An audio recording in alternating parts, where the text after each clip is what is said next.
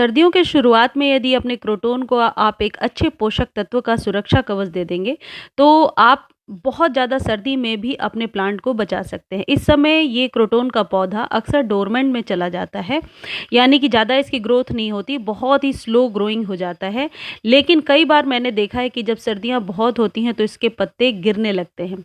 ये एक ऐसा पौधा है जिसे ह्यूमिडिटी पसंद है, यानी अपने आस-पास इसे मॉइस्चर चाहिए। बहुत ज़्यादा ड्राई एरिया में इसके पत्ते सूखने लगते हैं। मेरे पास क्रोटोन के 3 प्लांट हैं, तीनों सही चल रहे हैं। लेकिन बीच का जो ये प्लांट है, ये अपने पत्ते जैसे ही मैं इसे टच कर रही हूँ, इसके पत्ते जो हैं हाथ में आ जा रहे हैं। इसका रीज़न ये है कि इसकी जो मिट्टी है वह बहुत ही सख्त है। और 2 जो प्लांट है, ये जो अभी मैं आपको दिखा रही हूँ, इसकी मिट्टी देखो कितनी मॉइस्ट है। यानी कि मिट्टी जो है वो मॉइस्ट यदि होगा, तो कभी भी पत्ते गिरेंगे नहीं। इसकी मिट्टी देखो बहुत ही सख्त है, इसे मैं हाथ से खुरच भी नहीं पा रही हूँ, इतनी सख्त है। और इसकी मिट्टी भी मॉइस्ट है, थर्ड वाले की भी। और ये जैसे ही मैं टच कर रही हूँ, 2-4 पत्ते हर बार गिर जा रहे हैं। तो यदि आपको लग रहा है कि पत्ते गिर रहे हैं आपके क्रोटोन के, तो एक चीज़ आप देख लीजिए कि मिट्टी मॉइस्ट होनी चाहिए। बहुत ओवर वाटरिंग नहीं, जिस तरीके की मिट्टी ये दिख रही है आपको, जिसमें कि मॉइस्चर मेंटेन होना चाहिए, ऐसी मिट्टी आप बनाएँ क्रोटोन के लिए। यदि गार्डन सॉइल में कंपोस्ट और बालू की मात्रा मिला देंगे, तो फिर मिट्टी जो है वह ऐसी भुरभुरी सी बन जाती है। यानी कि बहुत ज़्यादा ड्राई कंडीशन में क्रोटोन अपने पत्ते गिराने लगता है, तो ये एक पहली चीज़ है जिसे आप ज़रूर ध्यान रखें। सेकंड बहुत ही इम्पोर्टेंट चीज़ ये है कि जब कभी कोई आपके पास लीफ़ी प्लांट है या ऐसे सुंदर पत्तों वाला प्लांट है, तो उसके पत्तों को धोना आप कभी भी ना भूलें। जब कभी भी आप वाटरिंग कर रहे हैं, इस तरीके से वाटरिंग करें कि ऊपर से पत्तियाँ बहुत अच्छे से धुल पाएँ। इसकी पत्तियाँ जितनी क्लीन होंगी, ये पौधा उतना ही स्वस्थ होगा। यदि पत्तियों पर धूल मिट्टी जमी होगी, तो ये पौधे खुलकर सांस नहीं ले पाते हैं। फिर आप चाहे जितने भी फर्टिलाइज़र दो, ये खराब होने लगते हैं। देखो ये पत्तियाँ गिर गई थी और अब अपने आप नए-नए शूट्स इसमें से निकल रहे हैं।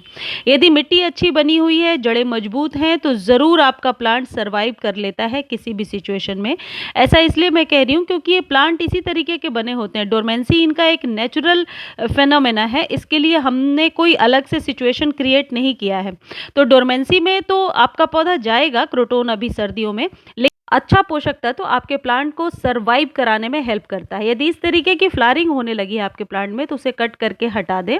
इसके फूल नहीं खिलते हैं, लेकिन आपके प्लांट के पोषक तत्व ये ज़रूर लेते हैं। मैंने इसी में से कट किया है। अब इसके पत्ते बिल्कुल सारे पत्ते गिर गए थे। देखो एक पतली सी डंडी बची थी, लेकिन अब हर जगह से इसमें से नए-नए शूट्स आ रहे हैं। ऐसा तभी पॉसिबल है जब सॉइल मिक्स जो आप बना रहे हो, वो पोषक तत्व से भरपूर हो। और क्रोटोन ऐसा पौधा है जिसे हर महीने आपको खाद देना पड़ता है, यानी हेवी फीडर है ये। आप इसके पत्तों को तो वॉश कीजिए ही, जड़ों में भी बहुत अच्छा फर्टिलाइज़र देना होता है। देखिए ये है डीएपी।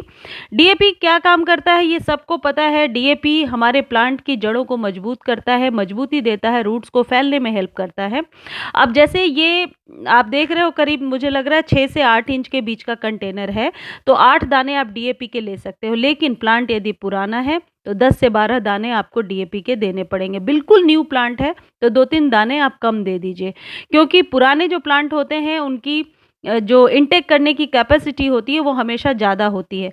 जब कभी भी फर्टिलाइज़ करना है प्लांट को, आपको गुड़ाई करनी पड़ेगी। बहुत गीली यदि मिट्टी है तो गुड़ाई करना कंफर्टेबल नहीं हो पाता है। थोड़ी मिट्टी ड्राई हो तभी गुड़ाई अच्छे से हो पाती है। तो इस तरीके से साइड-साइड से बस गुड़ाई कीजिए। इसकी जो जड़ें हैं ना, ये रिम के पास से फैली होती हैं, गोलाई में फैली होती हैं, यदि आप निकाल कर देखोगे तो। तो जब कभी भी आपको देना है खाद, तो जड़ों से हट करके साइड में आप दीजिए। मैं थोड़ी-सी इसकी मिट्टी जो है इसमें डालती हूँ, क्योंकि ऊपर से मैंने खाद डाल रखा है। अब आप क्या करेंगे, जो अभी मैंने आपको दिखाया ये डीएपी, अब ये 2-2 इंच के गैप पर ऊपर से ही, कोई अंदर आपको जड़ों में डालने की ज़रूरत नहीं है। आप ऊपर से 2-3 इंच के गैप पर आप इसको दे दीजिए। जैसे-जैसे आप वाटरिंग करते जाएँगे आगे या स्प्रे करेंगे, तो ये मिट्टी में अपने आप सॉल्युबल है। थोड़ा देर से ये घुलता है ज़रूर, लेकिन मिट्टी में ये घुल जाता है और आपकी प्लांट की जड़ों तक पहुँच पहुँच जाता है। यदि आपको इसे पानी में मिला कर देना है, घोल कर देना है, तो ये पानी में घोलने के लिए 2-3 दिन का प्रोसेस है, जो कई वीडियोज़ में मैं आपको बता चुकी हूँ। इसे रात भर पानी में भिगोकर छोड़ दीजिए। नेक्स्ट डे यदि ये हो गया है तो ठीक है, वरना 1 दिन और वेट कर लीजिए और फिर इसे नॉर्मल वाटर में मिला करके आप अपने प्लांट में दे सकते हैं। लेकिन क्रोटोन में यदि इस तरीके से आप देंगे तो भी ये अच्छा वर्क करेगा। क्रोटोन का जो पौधा है, यदि इसे आप धूप में नहीं रखेंगे, 2-3-4 घंटे की धूप इसे नहीं मिलेगी, तो इसके पत्तियों का रंग निकल कर के नहीं आएगा। पत्ते मुड़े-मुड़े से भी रहेंगे और इसमें मिलीबग्स वगैरह का अटैक भी बहुत जल्दी होता है, इसलिए धूप में रखना पहली बात की ज़रूरी है। प्लांट क्योंकि थोड़ा-सा मॉइस्ट रहता है तो मिलीबग का अटैक जल्दी हो जाता है। ये है माइक्रो न्यूट्रिएंट, बहुत आसानी से नर्सरी पे मिल जाएगा, किसी भी खाद के स्टोर पे मिल जाएगा और ऑनलाइन भी मिल जाएगा। माइक्रो न्यूट्रिएंट में हर वो चीज़ होती है, पोषक तत्व जो आपके प्लांट को चाहिए। अब मान लीजिए ये आप नहीं खरीद पा रहे हैं तो कोई भी एक अच्छा-सा कंपोस्ट ले लीजिए, लीफ कंपोस्ट ले सकते हैं, वर्मी कंपोस्ट ले सकते हैं।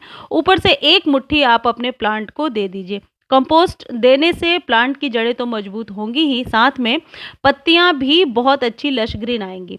अब एक चीज़ इसमें मैं और आपको बता देती हूँ, कल के वीडियो में मैंने जो किचन वेस्ट से खाद बनाना आपको बताया था, लिक्विड फर्टिलाइज़र, वो आपके क्रोटोन के लिए बहुत ही अच्छा काम करेगा। अब मैं उन सारी चीज़ों को फिर से रिपीट नहीं कर रही क्योंकि जो रेगुलर व्यूअर हैं उनके लिए फिर बोरिंग हो जाएगा, लेकिन जो नए लोग देख रहे हैं उनको इस वीडियो के लास्ट में मैं लिंक दे दूंगी कल वाले वीडियो का, कि किस तरीके से किचन वेस्ट को इकट्ठा करके पील्स को और हम एक लिक्विड फर्टिलाइज़र बना सकते हैं। क्रोटोन में आप उसे देकर देखें, बहुत ही अच्छा काम करेगा। नॉर्मल पानी तो वैसे भी आप अपने प्लांट को देते हो, तो क्यों ना उसी लिक्विड फर्टिलाइज़र को हर 2-3 दिनों पर दे दिया जाए।